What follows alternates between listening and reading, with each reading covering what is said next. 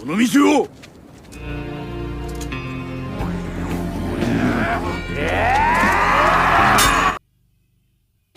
Halo guys, kembali lagi di channel Yende. Di video kali ini admin akan mendongeng sebuah film pedang-pedangan berjudul Samurai Fury Muromachi Burai yang dirilis pada tahun 2025. Jadi adik-adik, film ini berlatar pada era Muromachi, sebuah masa kelam dalam sejarah Jepang yang dipenuhi kelaparan, pajak mencekik, dan ketidakadilan penguasa. Sampai akhirnya muncullah seorang Ronin yang akan melawan penguasa-penguasa tersebut. Bagaimana keseluruhan ceritanya? Daripada penasaran, mari kita simak alur ceritanya.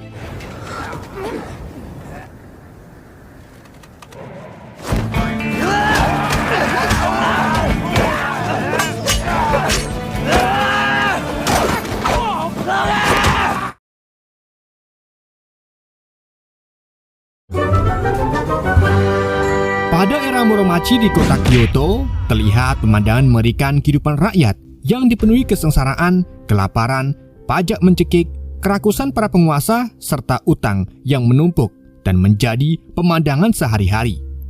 Para penguasa seolah menutup mata terhadap penderitaan itu. Puluhan ribu nyawa telah melayang tanpa pernah dimakamkan dengan layak, sementara mereka yang masih hidup diperlakukan tidak lebih dari sekedar hewan peliharaan. Shin kemudian berfokus pada seorang Ronin hebat tanpa tuan bernama Hasuda. Ia dikenal sebagai sosok yang muak terhadap para petugas Shogen yang sombong dan semena-semena kepada rakyat. Saat melihat mereka bertindak kejam, Hasuda dengan berani mendorong para petugas itu hingga terjatuh ke tempat pembuangan.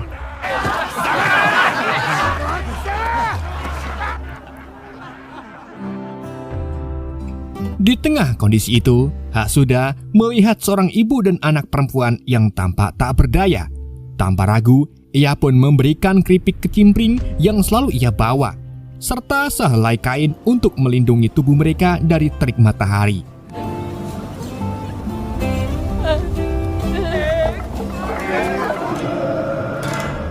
Di dalam era ini, rakyat kebanyakan dipaksa bekerja tanpa upah dengan alasan mereka gagal membayar tunggakan pajak. Selain itu, jika mereka berutang pada rentenir dan tak sanggup membayarnya, anak gadis mereka akan dirampas sebagai ganti tanpa sedikit pun rasa belas kasihan.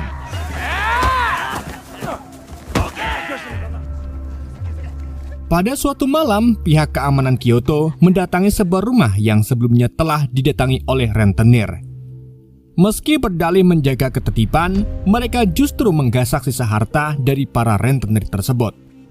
Di dalam rumah itu, mereka bertemu seorang remaja dalam kondisi terikat. Mereka pun menolong remaja itu. Namun karena tidak terima dengan perlakuan para penjahat sebelumnya, ia pun menyerang rombongan. Meskipun seorang diri, ia mampu melawan para rombongan tersebut. Namun pada akhirnya, ia berhasil dilumpuhkan dan dibuat pingsan oleh kepala keamanan bernama Doken. Melihat keberanian Seizo, Doken pun menangkapnya. Ia pun memutuskan untuk membawa Seizo ke markas mereka.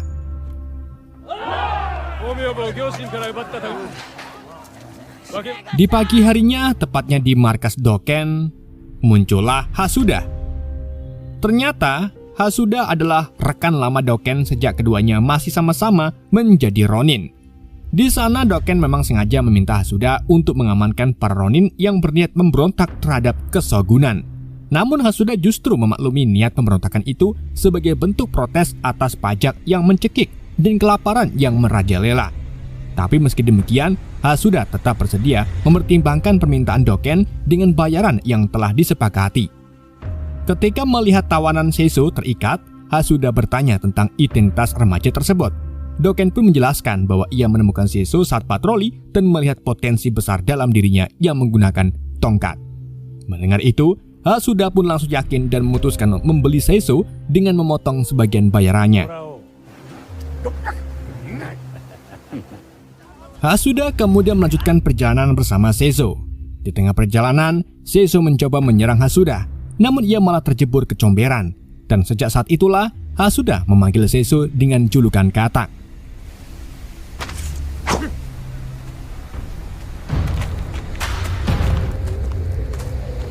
Setelah berjalan cukup jauh, mereka menghadapi keributan di sebuah pos penyeberangan, tempat rakyat diwajibkan membayar pajak untuk melintas.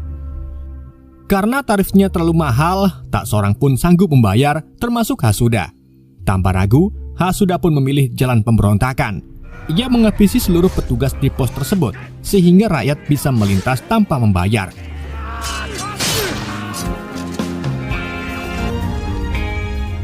Dalam kemarahannya terhadap sistem kesogunan, Hasuda memerintahkan Seiso untuk mengambil seluruh uang di kantor penyeberangan dan membakar tempat itu hingga habis. Namun, aksi mereka ternyata dimata-matai oleh wanita misterius yang menyamar di sana.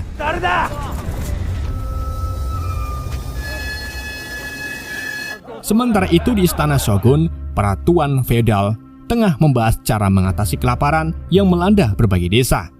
Salah satu dari mereka mengusulkan agar Shogun memberikan bantuan langsung kepada rakyat. Namun, Shogun justru tampak tidak tertarik dengan pembahasan tersebut dan memilih sibuk menata taman.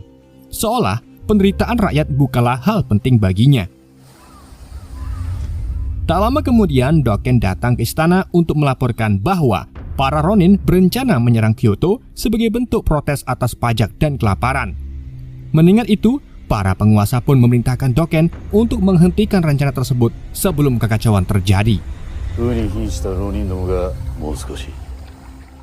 Sebagai seorang Ronin, Hasuda jarang menetap di satu tempat dan terus berpindah wilayah. Dalam perjalanannya bersama Seiso, mereka melihat sekelompok Ronin menyerang warga sebuah desa. Hasuda pun segera turun tangan menolong para penduduk. Singkat cerita, setelah membantai para sekelompok Ronin, Hasuda dan Seiso disambut dengan jamuan tulus oleh warga, termasuk kepala desa. Di sana Hasuda menanyakan apakah mereka berniat ikut dalam pemberontakan. Satu persatu warga mengeluhkan pajak yang mempertaruhkan istri dan anak perempuan mereka, serta kelaparan yang mengancam kehancuran desa mereka. Mendengar jawaban itu, Hasuda memperingatkan agar mereka menyerah saja, karena pemberontakan tanpa persiapan hanya akan membawa kematian sia-sia dan malah membuat istri serta anak mereka lebih sengsara. Namun meski begitu, ia berjanji akan mencari bantuan lain demi memperjuangkan nasib warga desa tersebut. Uang hasil rampasan dari pos penyeberangan pun ia bagikan kepada warga. Dalam keceriaan itu, Hasuda meminta mereka untuk bersabar. Jika waktunya sudah pas, ia berjanji akan mengajak mereka berjuang bersama.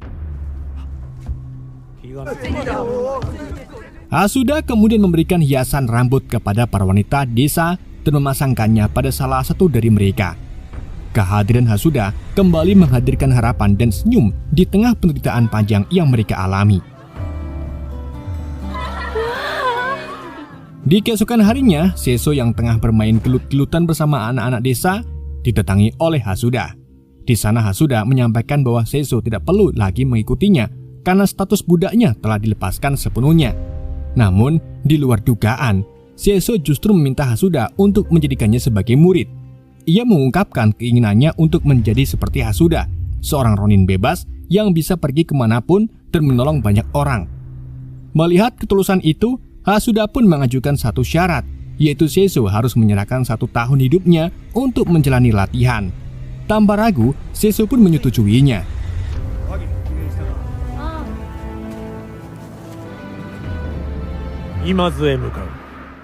Setelah itu, Hasuda dan Seiso berpamitan kepada warga desa untuk melanjutkan perjalanan.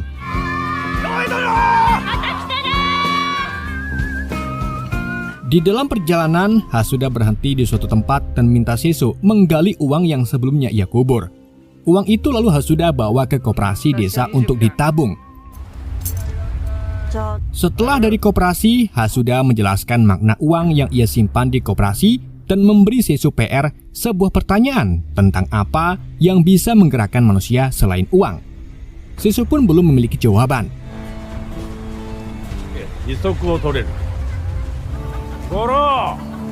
Singkat cerita, saham tabungan uang tersebut justru diberikan Hasuda kepada guru bela dirinya sebagai bayaran agar ia bersedia melatih Seiso. Dan di tempat inilah Seiso akan ditempa selama 10 bulan ke depan. Sementara Hasuda memilih kembali ke Kyoto untuk mengurus hal lain. Latihan pertama Seiso terbilang ekstrim. Ia harus menancapkan paku menggunakan tongkatnya sambil berjalan di atas jembatan yang goyang di tepi danau. Bagi Seiso yang baru pertama kali menjalani latihan semacam ini, menjaga keseimbangan menjadi tantangan besar. Meski berulang kali terjatuh, ia tidak pernah menyerah dan terus mencoba.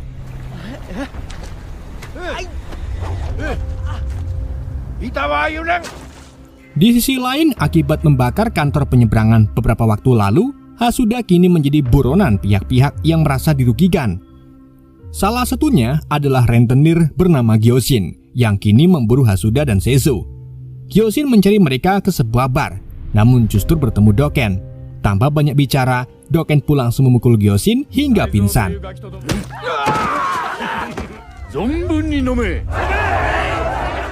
Mengetahui Hasuda terlibat pembakaran kantor penyeberangan, Doken pun kemudian mendatangi sebuah pemandian sauna milik seorang pelacur bernama Hooji, tempat yang kerap dikunjungi Hasuda saat sanggang. Benar saja, Hasuda ternyata berada di sana dan segera bersembunyi saat mendengar suara Doken memanggil namanya. Hoken lalu meminta Hooji agar tidak menyembunyikan Hasuda. Namun wanita itu dengan cerdik mengalihkan pembicaraan dengan menyinggung hubungan masa lalu mereka. Sebelum benar-benar meninggalkan tempat itu, Doken memperingatkan Hasuda agar tidak lagi membakar tempat umum. Di malam harinya, Hasuda dan Hooji bobo bersama sambil membahas masa lalu Hooji dan hubungan mereka yang belum benar-benar usai.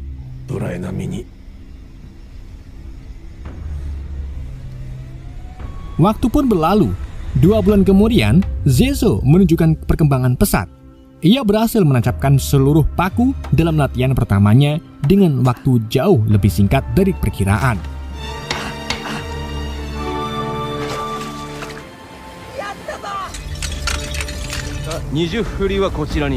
Setelah itu, ia memasuki tahap latihan berikutnya, yakni menghindari 20 pedang bertali yang dilempar secara bersamaan. Latihan ini membuat tubuh Seiso penuh luka sayatan. Karena tak sanggup menahan rasa sakit, Seiso sempat kabur. Namun ia justru dibuat pingsan oleh panah milik Chohei, salah satu murid kepercayaan sang guru. Setelah sadar, sang guru yang bernama Bagong memberi Seiso pilihan untuk berhenti jika merasa tidak sanggup. Akan tetapi, Seiso teringat pengorbanan Hasuda yang telah membayar mahal untuk latihannya. Ia pun memilih bertahan meskipun harus mempertaruhkan nyawanya. Seiso terus berlatih tanpa henti. Siang dan malam, perlahan hasilnya mulai terlihat. Ia kini mampu menghindari satu persatu pedang yang sebelumnya kerap melukainya. Bahkan, serangan panah mendadak dari Chohei pun berhasil ia hindari. Dengan demikian, Seiso pun dinyatakan lulus tahap kedua pelatihan.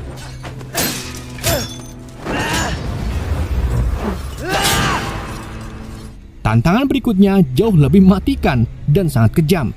Sang guru mengadakan sayembara, di mana siapapun yang berhasil mengalahkan atau membunuh Seiso akan mendapatkan uang ribuan yang diikat di tubuhnya sebagai hadiah. Dalam kondisi desa yang dilanda kelaparan, sayembara ini menarik perhatian banyak samurai tangguh. Selama lebih dari 10 hari, Seiso harus bertarung menggunakan tongkatnya melawan orang-orang berbeda tanpa henti. Meski kelelahan, ia tetap berdiri dan belum terkalahkan oleh siapapun.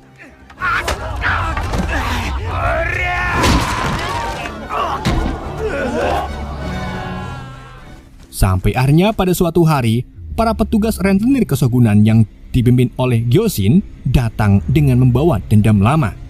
Mereka masih menyimpan amarah atas kebakaran dan masa lalu Seiso yang pernah berada di bawah kendali mereka. Namun kini keadaan telah berbalik. Seiso yang sudah mencapai tingkat master dengan mudah melumpuhkan mereka semua.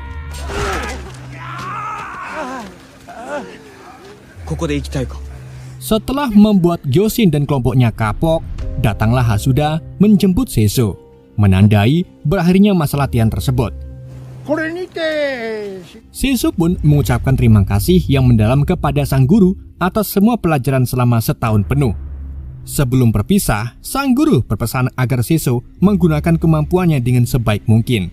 Ia juga memberikan sebuah kalung sebagai tanda bahwa Seiso adalah muridnya.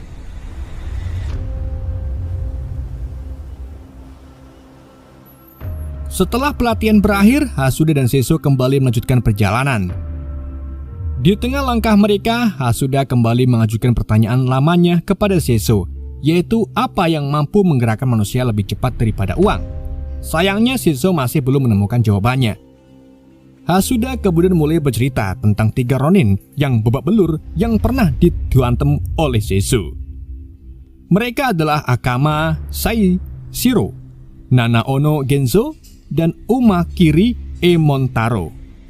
Saat itu ketiganya menolak jamuan makan dan memilih mencari makanan sendiri. Namun Hasuda justru mengajak mereka membantu membagikan sup kepada orang-orang kelaparan. Di tengah kegiatan itu, Hasuda mendengar kisah tentang Seiso dari ketiga ronin tersebut. Seiso digambarkan sebagai seorang pemuda yang pernah mengalahkan mereka, bergerak lincah seperti belut, gesit seperti rusa, bahkan mampu menundukkan lawan sebesar gunung tanpa satupun luka. Dari situlah Hasuda menjelaskan kepada Seiso bahwa yang lebih cepat dari uang adalah reputasi, yakni nama yang hidup dari cerita ke cerita. Tanpa reputasi, seorang pejuang tidak akan bertahan lama di dunia yang keras ini.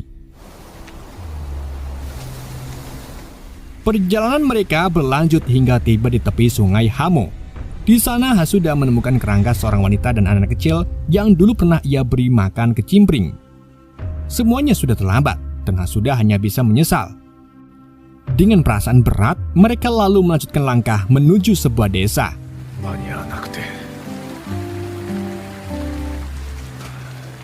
Setibanya di sana, mereka disambut hangat oleh para warga. Seiso dielus-eluskan sebagai pahlawan. Namun Hasuda mengingatkan agar mereka tidak melupakan siapa yang telah memberi makan dan pelindungan. Kebahagiaan itu tak bertahan lama.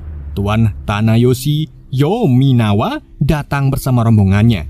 Disusul utusan Doken yang membawa surat berisi perintah resmi. Isinya menuntut Hasuda untuk menghentikan rencana pemberontakan para ronin. Di malam harinya, Hasuda bersama Seiso dan ketiga ronin tersebut menemui para tetua desa bernama Geroemon. Sang tetua pun langsung menyambut mereka dengan penuh hormat dan meminta Hasuda mendatangani dokumen kesepakatan. Tak berpikir panjang, Hasuda pun menorehkan cap darahnya, menandai bahwa seluruh tanda tangan telah terkumpul dan pemberontakan resmi dimulai. Rencana mereka jelas, dalam waktu 1 bulan, mereka akan membakar seluruh dokumen utang, menghancurkan stasiun bea cukai di berbagai wilayah, serta menantang para samurai dan pejabat bersenjata.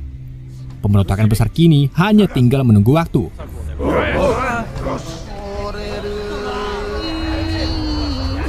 Setelah pesta pemberontakan usai, Seiso dan ketiga ronin mengucapkan sumpah setia kepada Hasuda.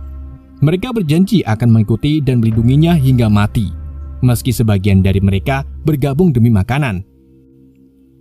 Hasuda pun mengingatkan bahwa jalan ini berbahaya dan bisa berujung pada kematian. Namun tidak satupun dari mereka untuk mundur.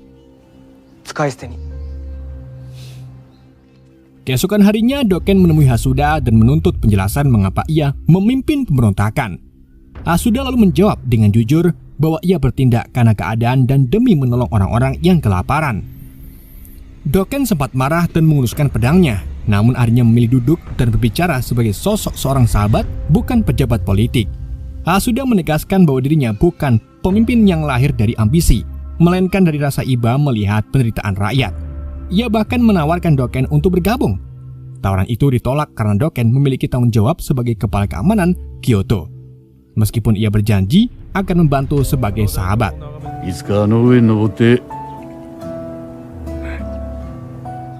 Di hari berikutnya, kelompok-kelompok ronin lain mulai berdatangan dari berbagai daerah. Kekuatan pemberontak pun semakin bertambah. Sementara itu, dari atas bukit, Hasuda dan Seiso menyusun strategi. Mereka berencana menyerang dari pinggiran Kyoto dan bergerak menuju pusat kota dalam formasi bintang, dengan target utama para pengasut uang dan pemilik kekuasaan. Pemberontakan kemudian dijadwalkan pada tanggal 12 September saat matahari terbit. Informasi ini disebarkan melalui warga desa dan penduduk lain dari mulut ke mulut. Namun tanpa mereka sadari, mata-mata Doken telah mendengar rencana tersebut. Doken pun segera melaporkannya kepada Lord Izzy, yang langsung memerintahkan seluruh tuan feodal menyiapkan pasukan samurai di stasiun bea cukai Nanakuchi untuk menghadapi serangan. Di sisi lain, para pemberontak sudah sangat siap. Namun Hasuda menenangkan mereka. Ia mengibaratkan diri mereka sebagai semut kecil. Jika bergerak tanpa rencana, mereka akan diinjak-injak. Oleh karena itu, setiap semut harus menggunakan akalnya untuk bertahan dan menang. Tak lama kemudian, perhatian mereka tertuju pada seorang warga yang melapor bahwa desa Yoshizaka yang telah porak-poranda. Warga pun berlarian mencari keluarga mereka. Seorang pria panik mencari istrinya, sementara seorang kakek terpisah dari cucunya di antara puing-puing. Sang kakek menjelaskan bahwa kehancuran ini adalah perintah Lord Nawa, sebagai peringatan bagi siapapun yang berani bergabung dengan pemberontakan. Suasana pun berubah menjadi kacau, penuh ketakutan dan amarah yang membara. Beberapa waktu kemudian, tepat pada tanggal 11 September 1462, suasana di Kyoto terasa sunyi dan menegangkan. Para pejabat yang datang merasakan ketenangan yang justru menimbulkan kecemasan. Di saat yang sama, Seiso membawa sepucuk surat kepada Hooji sebagai pengingat bahwa Hasuda telah mempercayakan dirinya kepadanya. Ia menyampaikan pesan agar Hooji segera bertindak sebelum bahaya benar-benar datang. Hooji pun terkejut mendengar kabar tentang kemungkinan serangan di Sonjo, sebab pemberontakan sebesar ini belum pernah terjadi sebelumnya. Seiso menegaskan bahwa Hasuda telah membuka matanya dan ia kini siap membuktikan diri sebagai seorang pejuang. Hooji kemudian bertanya bagaimana Hasuda bisa menyeret Seiso ke dalam urusan yang begitu berbahaya. Seiso pun menjawab dengan jujur bahwa Hasuda telah membuka matanya terhadap kenyataan hidup. Tanpa berlama-lama, Seiso pun berpamitan. Tapi sebelum pergi, Hooji sempat menyinggung panggilan katak yang pernah diucapkan Hasuda, lalu bertanya tentang pengalaman Seiso dengan perempuan. Seiso hanya menjawab dengan senyum datar yang menunjukkan kepolosannya. Singkat cerita, saat kembali menemui Hasuda, tubuh Seiso tampak basah oleh keringat. Dari raut wajahnya, Hasuda menyadari bahwa Seiso baru saja merasakan sentuhan wanita untuk pertama kalinya bersama Hooji.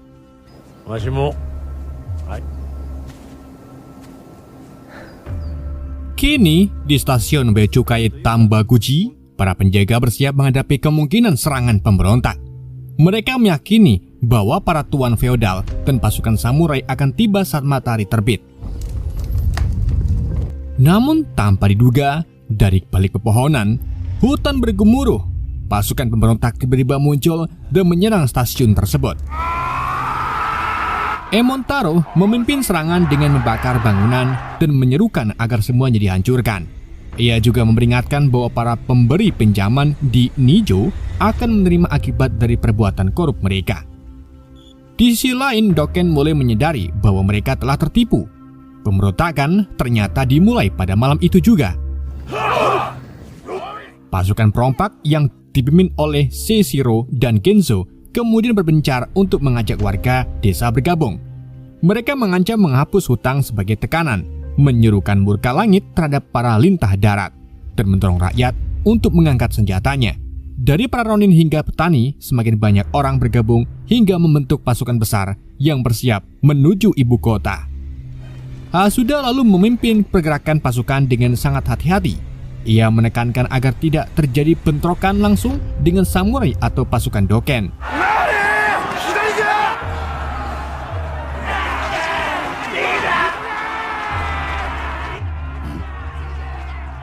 Dari pagoda besar, Hasuda memberi sinyal dengan obor, memandu para pemberontak melewati jalur aman hingga mereka hampir mencapai Nijo.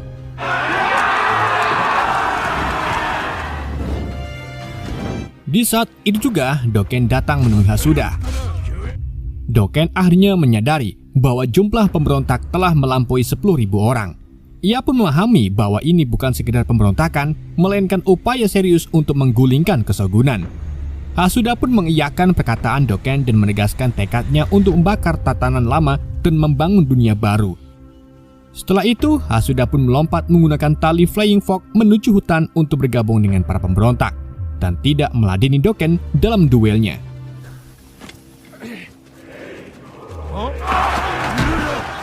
Pasukan pemberontak kemudian mengepung kuil, menyiapkan api untuk membakar bangunan.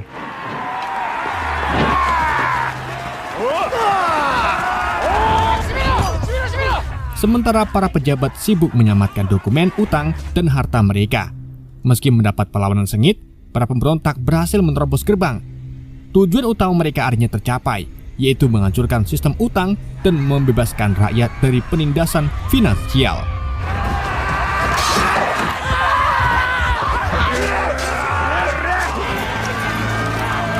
Namun di luar gerbang, pasukan samurai istana menghadang. Panah-panah dilepaskan, tapi para pemberontak segera berlindung di balik gerobak. Setelah itu, mereka membalas serangan dengan batu dan senjata sederhana.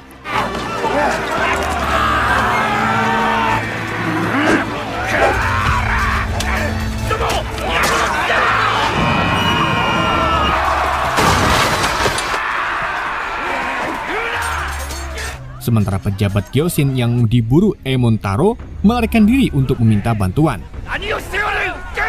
Pertempuran semakin manas. Geroemon terkena beberapa tusukan. Namun situasi berbalik saat Seiso muncul dan menjatuhkan para samurai berkuda. Gak cuma itu, Hasuda juga hadir di tengah kekacauan. Ia memimpin pemberontakan dan berteriak agar seluruh surat utang dibakar. Tak lama pasukan Doken tiba dan bentrokan besar pun terjadi. Hasuda memerintahkan Seiso untuk menghadapi tangan kanan Doken.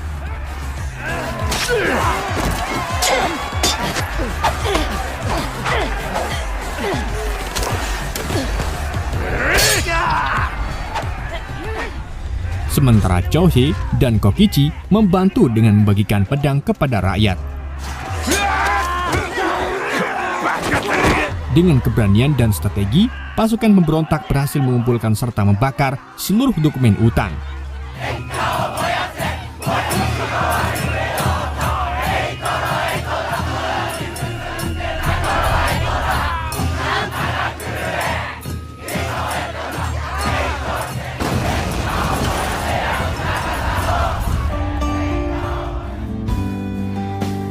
Omoroi no. Makoto ikimasu ka? Kekacauan itu sampai pagi hari. Namun di situ, Hasuda dan pemberontak dengan berani berhadapan langsung dengan pejabat korup Nawa yang baru selesai party. Situasi pun kembali menjadi sangat berbahaya. Hasuda terus maju melawan banyak musuh sekaligus. Tapi sayangnya ia hampir tumbang di tangan Doken.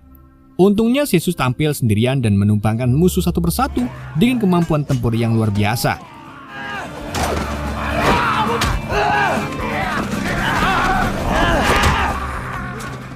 Seiso berhadapan langsung dengan Doken dan membuatnya kewalahan. Hingga akhirnya Hasuda memanfaatkan kelengahan Doken dan berhasil menancapkan tusuk rambut milik mendiang putri dan Suki ke leher Nawa.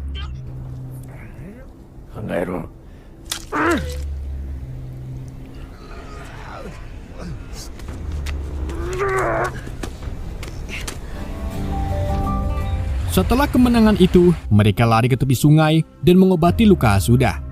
Namun tak lama, Doken datang menuntut kepada Hasuda agar diserahkan ke kekaisaran. Seiso pun bersiap melawannya. Namun Hasuda memberi pesan terakhir kepada Seiso agar bersabar dan menunggu saat yang tepat, menekankan bahwa strategi dan kesabaran adalah kunci perjuangan.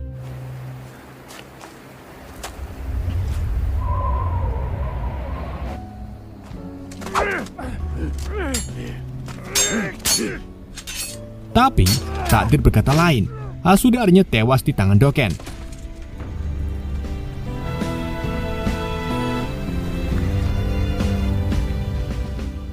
Seiso dengan tubuh tertatih meninggalkan kota sambil membawa kenangan tentang Hasuda dan semua berjalan hidup yang telah diwariskan kepadanya. Film kemudian ditutup dengan catatan sejarah bahwa pemberontakan Kenso yang dipimpin oleh Hasuda merupakan salah satu pemberontakan terbesar di Jepang. Dan 5 tahun kemudian, Doken ditangkap oleh pasukan musuh, sementara jejak perjuangan Hasuda terus dikenang. Di cerita, Hooji masih hidup bersembunyi di tengah desa bersama anak-anak di sana. Tak lama, Seiso pun muncul sebagai pemuda tangguh yang melanjutkan hidupnya, menyimpan masa lalu sebagai bekal masa depan, dan di sanalah kisah ini berakhir.